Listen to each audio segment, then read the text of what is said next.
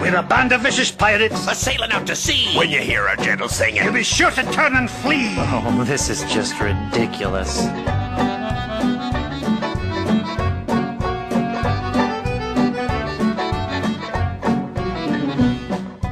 Come on, men. We've got to recover that map. that pirate will be done for when he falls into our trap.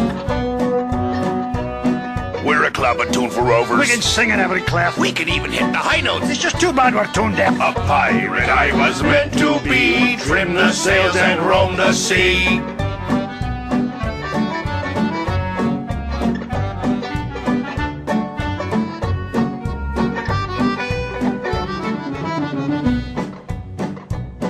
Let's go defeat that evil pirate. We know he's sure to lose because we know just where to fire it. We're thieving balladeers. A gang of cutthroat mugs. To fight us off, you only guns. Just jolly good earplugs. A pirate I was meant to be, trim the sails and roam the sea.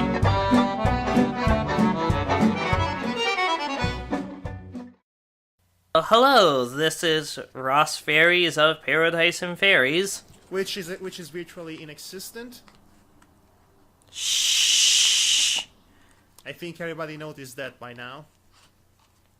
I mean, you might as well start calling yourself Paradise and Fairies, because you're the whole of Paradise and Fairies.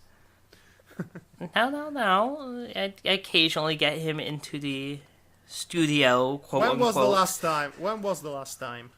Actually, I filmed something with him in January that hasn't actually been released yet, so... Okay, so we established that he still lives. Good. Yes. Now, what do you want to talk about? By the way, I'm Madhog, Thy Master. Hello there. What do you want to talk about, Rossi? Okay, so there's been something on my mind as of late. This is something I was actually thinking about this morning heavily, and it was just like... I don't know if you've been following things, but a little while ago there was this bill called SOPA that was basically going to make essentially is so vaguely worded that I know. Okay, so you know about SOPA. I'm sure most of the listeners know about SOPA. But now there's a thing going on about net neutrality. So what net neutrality is basically that the net remains neutral. I mean, obviously, doy, that's what it means. But why this comes about, because internet service providers are now starting to take action against specific programs. Famously, an internet service provider in the US called Verizon, which ironically is why I use, actually has started reducing the bandwidth available for programs like Netflix.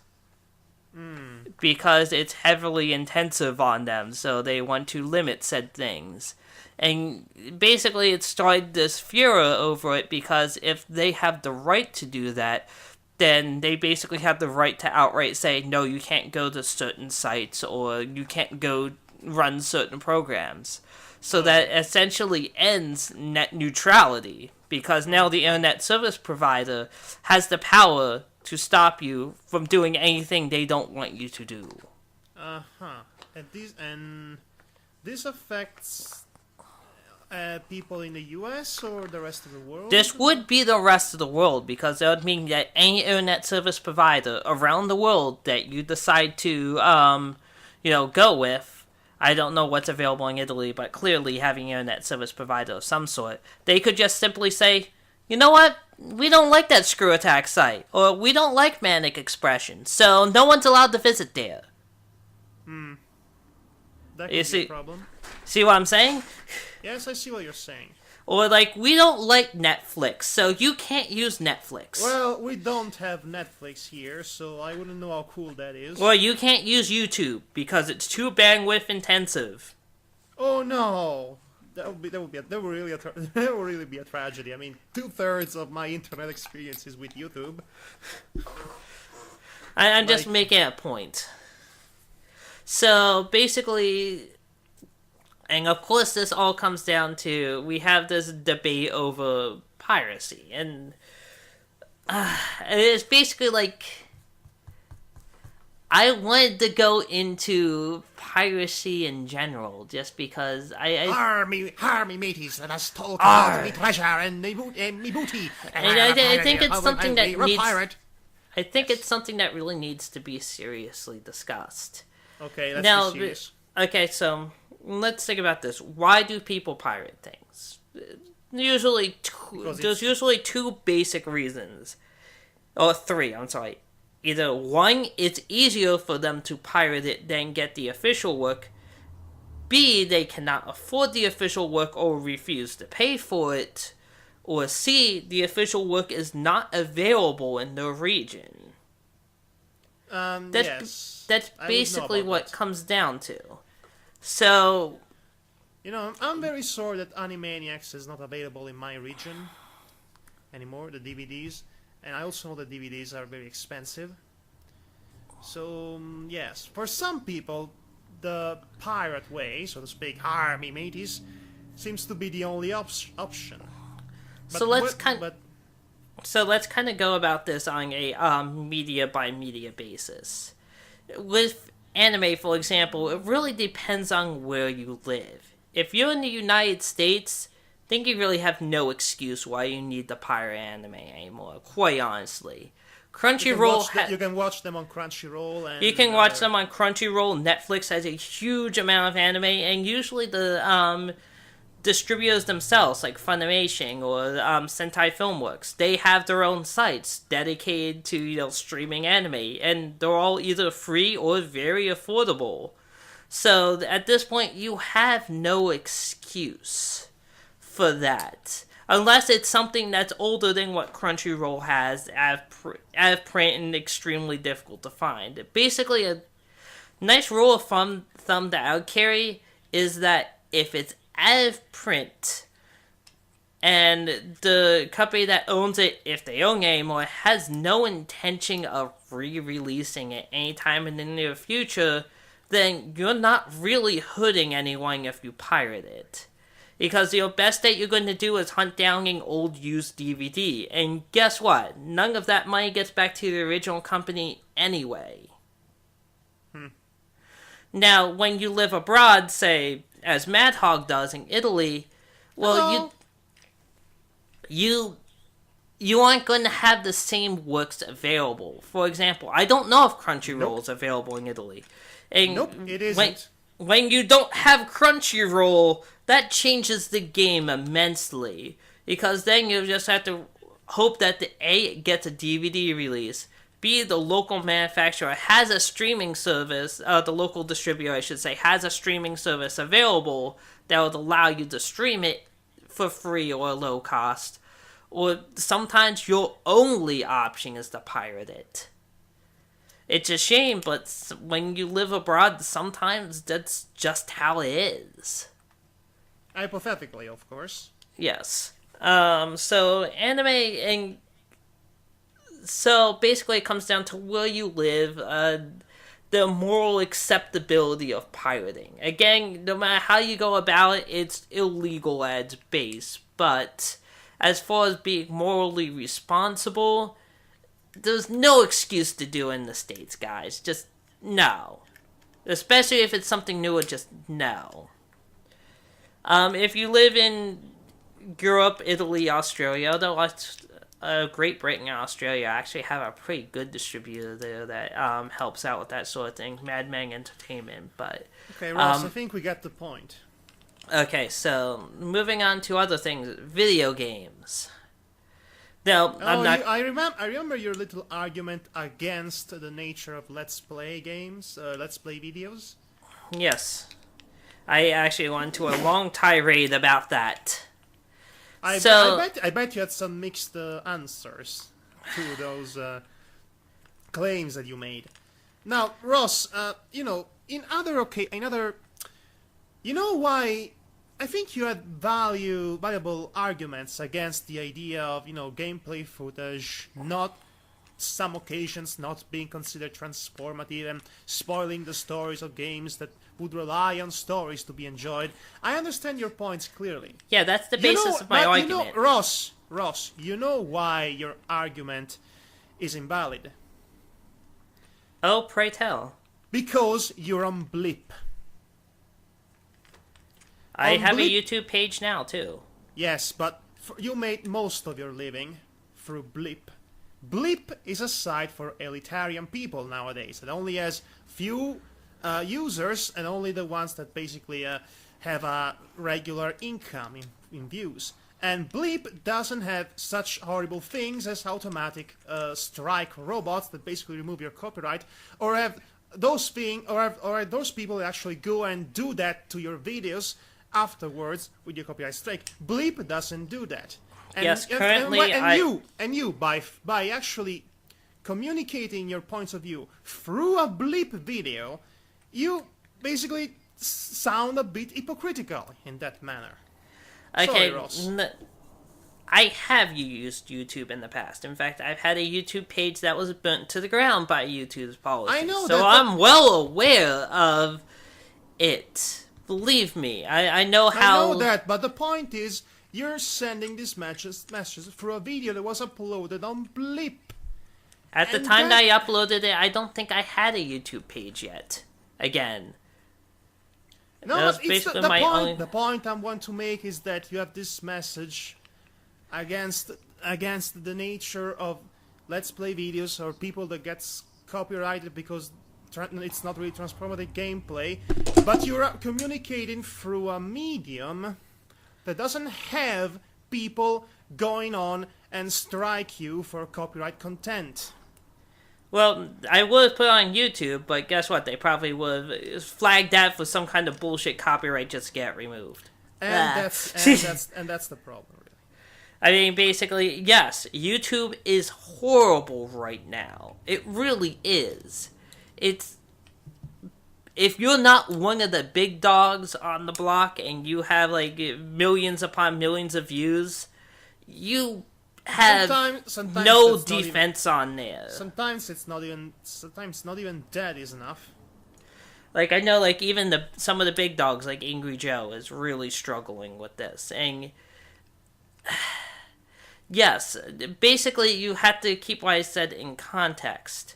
I only have a problem with Let's Plays that are there to spoil the entirety of the gameplay experience of a game. If the game is like a JRPG that's almost solely story-based, that's the only reason you're gonna play this thing. And you run it through its entirety, and that's it. That's the entire story. It does ruin the appeal of buying that game at that point. I'm not saying that Let's Plays are inherently evil. I've done Let's Plays. We've done Let's Plays. Yes. It's just a matter of the type of game. That's all. Like, if the game isn't going to be hurt by someone playing a Let's Play of it, like, perfect example I put out there was Skyrim, for example. Skyrim has so many valid ways that you can play your character and so many stories and sub-stories that one person's playthrough isn't even going to remotely resemble another person's. So, it's enough to get you interested in the game and make you want to buy it without going so far and spoiling everything it has to offer. Oh, that's a good point. You know, I would like to suggest you Let's Player. Right now, I think he's one of the best on the block. If you say PewDiePie, I'm going to punch you in the face. If I say what? PewDiePie. Who the hell is PewDiePie? Oh, I don't know. Only the most powerful Let's Player on the planet. He's literally the biggest channel on YouTube. Oh, you mean PewDiePie? Oh, you know, the way you said it sounded like you PewDiePie. That's actually how it's pronounced. What? Yeah. Okay, I don't care about that. I never even bothered watching. No, it's a guy that goes by Fim Flam Philosophy. So basically, he started off with making parodies of My Little Pony, including full-on animations, which are really good and really hilarious, with some sort of stoner, dry humor and all that. Then recently started to do Let's Play videos, as in fully scripted Let's Play videos. Oh my. Yeah, so he goes on making fully written, composed rambles, so to speak, to complement the gameplay, to give it a more professional sounding. Yes, and sometimes he pretends to be three different people with three different voices, which are all girls, by the way. Of course. Yes, but they all sound like or like that, which is hilarious, and you have to listen to it to really appreciate it. And he does really different Let's Play videos altogether. For example, right now he's doing a Let's Play video of Soul River 2. So he is like you, Ross. He considered the importance of transformative gameplay versus spoiling the narrative. So what does he do? For the gameplay, he is just him with his other two personas, doing rambling and with each other and bickering with each other, which is really funny in its own right. But when it comes to the cutscene, he recreates them. He does an abridged version of them, with the fun dub and all that, and it's really entertaining. Okay, so that's a good way to go about it, but it's actually really difficult. And then there is this other series in which he plays Mech Warriors 4, and each episode feels like his own version of Red Dwarf, really, like he's making a space comedy altogether. It's really okay. So, but we kind of got off my point here. I was talking about piracy in games, not Let's Plays. So, well, we always do that. We always go off topic. We did. We went off the rails pretty hard there, but let's try to reel it back in. So, as far as piracy in video games are concerned, one of the biggest easiest ways to do that is emulators, of course. So, it's all a matter of, again, if you're gonna pirate morally, if that makes sense. For example, if you're like looking on the Wii Virtual Console, for example, or PSN, and you see this retro game, and you're like, I don't know, that looks pretty cool, but I don't know. I'm A-okay with you firing up an emulator of it, trying the game out, see what you think of it. Because if you like it, then you need to go buy it. You know what I'm saying? Trying something before you buy it is A-okay in my book, as far as like retro games are concerned. Like, oftentimes, buy a demo. As they make you buy a demo that costs $20, $40, or $20, like Metal Gear Solid Ground Zeroes. That's not even going to that, but it doesn't matter how bad pirates are. The industry will always be worse, really. Sometimes, yes. But for example, oftentimes I bring my hacked PSP with me, which has like basically every Nintendo and Sega Genesis ROM on it, when I'm going shopping for Sega Genesis or Nintendo games. And if I see something in the store that I've never heard of that would pique my interest, I actually fire up that ROM to see what the gameplay is like, to see if I'm going to enjoy it before I buy it. I literally do this every time I go to my local retro game store. They taught you? They don't have a problem with it. A lot of them are actually nice enough that they'll let you try out a game before you buy it. It all depends on where you go. But as far as newer games, again, hacking isn't as easy as it used to be. Like, I have a hacked PSP. I will completely admit that. And yes, I have played hacked games on it. Fully licensed games. Yes, you played Dot. I know you're not. And we all know you're a fan of the Dot Hack series. No need to. Actually, I haven't played any Dot Hack games on the PSP, but I was making a joke about all this hack talk. Gotcha. And all that. But here's how I morally look at it. If you try a game on PSP and you really find yourself playing it a lot, then if you've beaten the game to the point that you're not going to, that it would be pointless to actually go out and buy that game in a physical sense, then buy something else brand new from the same publisher and developer. Give these guys some money. Support them. You know, maybe I really liked Phantasy Star Universe on Phantasy Star Portable, I should say, on PSP. Phantasy Star Universe. Well, it's an offshoot of Phantasy Star Universe. In fact, it has Phantasy Star Universe as the freaking theme song, but whatever. But, like, once Phantasy Star Portable 2 came out, I bought a physical copy of that because I wanted to throw these guys some money for a game that I really enjoyed. You were like, shut up and take my money, guys. Exactly. Make this game. It's something... So, the other way to do it is, honestly, I see absolutely no problem with pirating a game that you already own in one form or fashion that's released on a different system. For example, downstairs, I own Persona 3 on PlayStation 2. Disking everything. I pirated Persona 3 Portable for PSP. It's the same game, but I wanted to be able to play it at my convenience portably. And I don't think it's right to charge someone $40 just for a minor convenience at that point.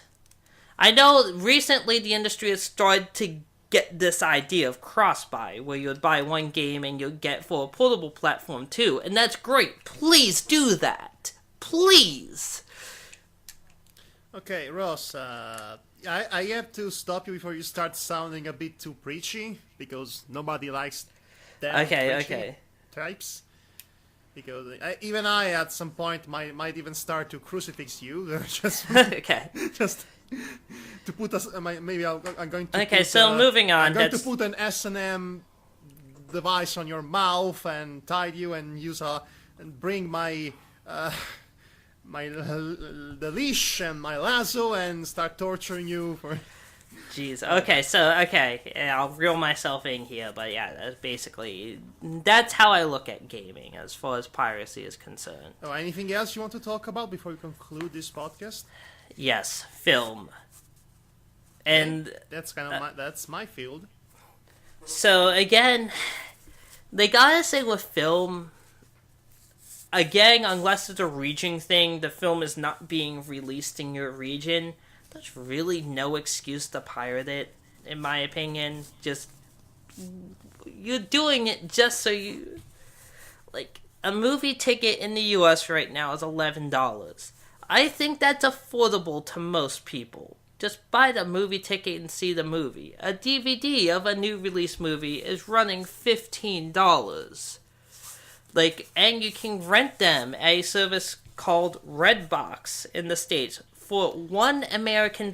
Remember Literally. the olden days when Blockbuster existed? Oh, yes. I remember that day like it was yesterday. It was the summer of 43. And if you're really, really poor, you can wait till it goes on Netflix. Like, I mean, it basically comes down to the only thing that you're losing... at that point, if they are really that poor, they don't even have a computer at that point. I mean, but... No, if they're pirating, they have to have a computer. Maybe they're so poor they cannot afford to pirating. Oh, that would be ironic. Right. But, when it comes to film, the only thing that you need to do is just wait for things to come down in price.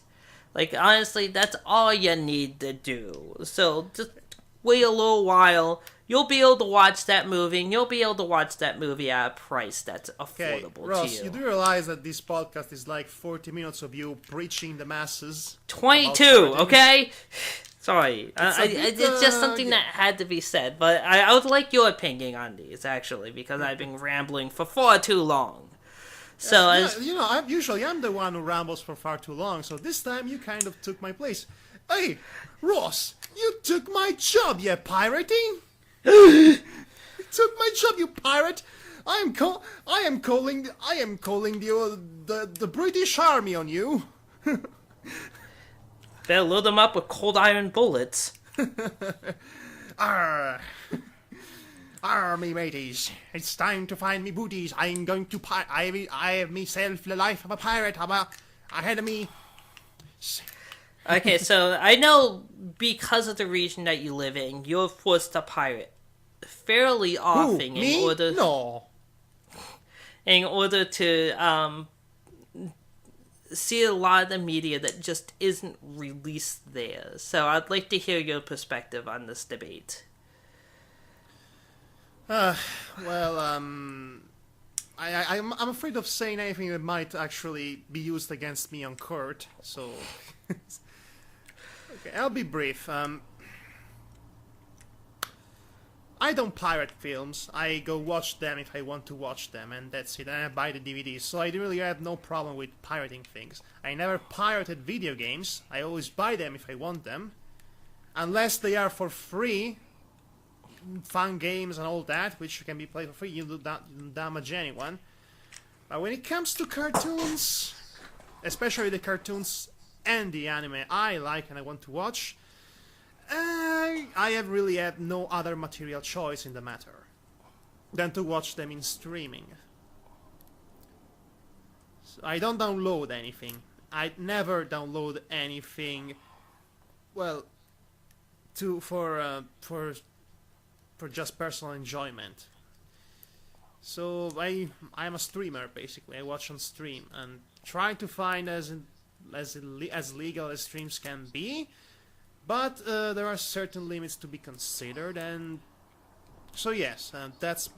So my point of view is that I really don't have a point of view on piracy, because it's never been a huge or important deal in my region, or anything. It's something that you American people basically turn into something overblown that needed to be addressed at any given moment, and you think the internet is like the Far West and all that, and then there's the video game industry on one side that says and there's the audience and the pirates and all that, and the other side say and all that. It's all a big and I really don't care about that. I have other problems. I have other personal problems. I have other things that bother me, and I don't really care about all that. So my opinion is meh. Do whatever the hell you want to do.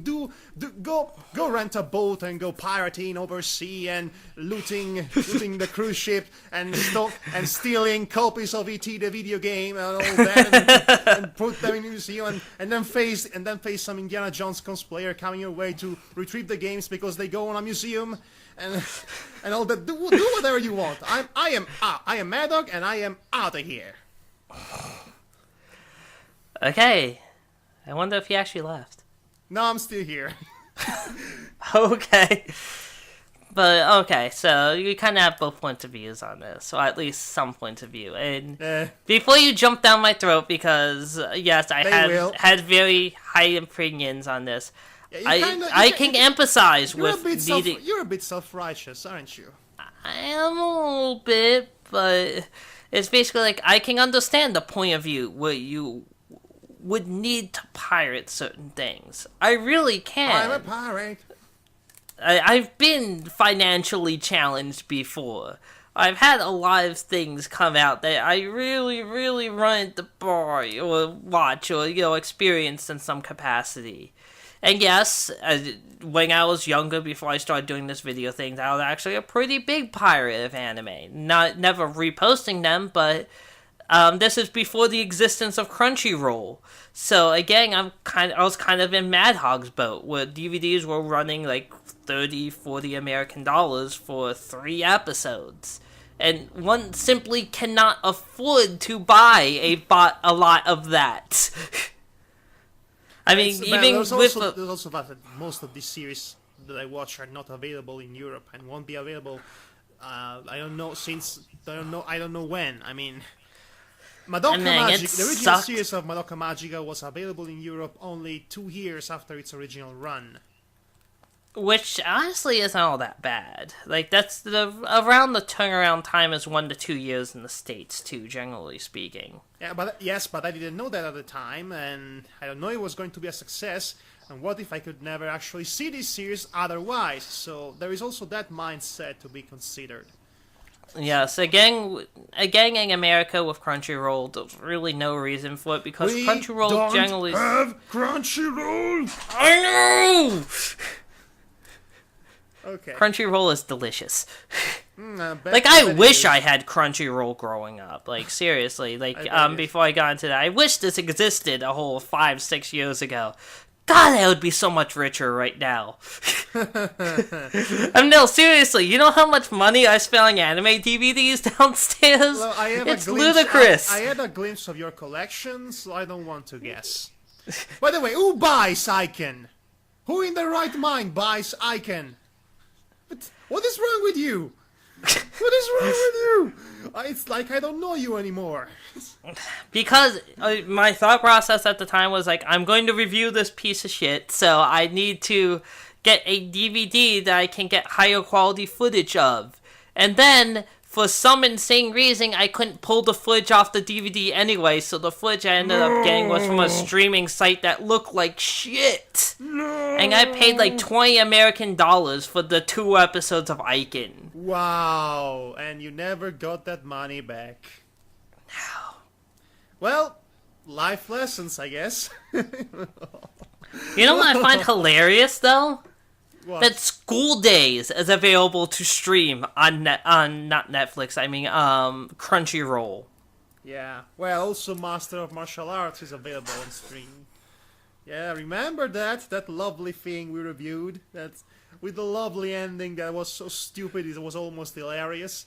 I mean, Oh yeah, I forced Doug to watch that the other day. I mean, for me it was absolutely stupid and hilarious. For anyone else, apparently it was traumatizing. Oh, the poor children. I mean, I forced Doug to watch that the other day. Why? Because I'm evil. Okay. Fair enough, I guess. Well, this has been going on long enough, so I think we can successfully conclude this podcast and on a bounty hunting looty thingy that pirates do together on the sea because Grab we're my peg pirates. leg and eye patch. We're the pirates. I have me little hook. I have me parrot. I have me crackers for the parrot. I have me peg legs on both legs and one arm. So I basically I have 3 peg leg. I have 2 peg legs, 1 peg arm, and 1 hook. Hey, you know what'd be awesome? What? If we decided to go pirate in dark water. Oh, you know what? You know what, Ross? I'm going to rewatch that old cartoon, and then we can meet together and discuss about it. What do you say? Sounds good. Okay. Har me mateys! Well, you know, you do know that I have a pretty high standard when it comes to pirate stories. I mean, I played The Secret of Monkey Island, thank you very much. So basically, whenever I see a pirate story or a pirate movie, I always compare it to Monkey Island because it's my, what's the word? It's my benchmark of quality when it comes to pirate-related tales. Okay, mad snob. Like, I am the mad snob, ooh, and I don't like this film, so I'm going to make fun of it. You might want to make that an official character. Trying to be the cinema snob there. You might want to make that an official character at this point, just a parody character. No, I don't want. Look, I don't want to be known as the guy who became famous because he made a parody of another internet personality. That is just so sad. You mean the irate gamer? Also, the irate gamer, the cinema snobs, the irate film critic, and all that. I prefer to find my own style. Thank you very much. Yes. Okay, yeah, we should wrap this up. So. Okay. Army mateys and all the piratey slangy and all that. Bye. Bye. Again. Wait. Again, this has been Madhog, thy Captain Piraty. And this is the First Mate Fairy. First mate. All right, me matey fairies. Let's go kill. Let's go grab that booty and kill and get all the women and kill all the men and possibly traumatize all the children because we're pirates. Okay, just avoid the scurvy. Scurvy. Bye. Bye.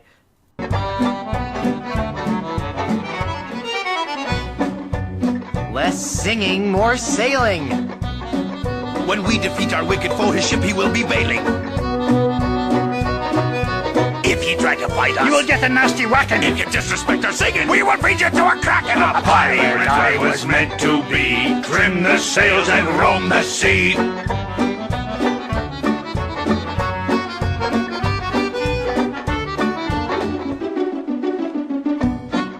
All right. right, crew. Let's get to work. Our vocation's a thing we love, a thing we'd never shirk. We'll fight you in the harbor. We'll battle you on land. But when you meet singing pirates... There'll be more than you can stand. Oh, that was a good one. No, it wasn't.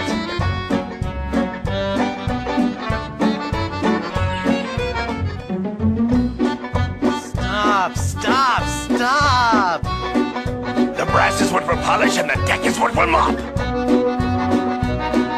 You say you're nasty pirates, scheming, thieving, bad bushwhackers. From what I've seen, I tell you, you're not pirates, you're just slackers. A pirate I was meant to be. Trim the sails and roam the sea.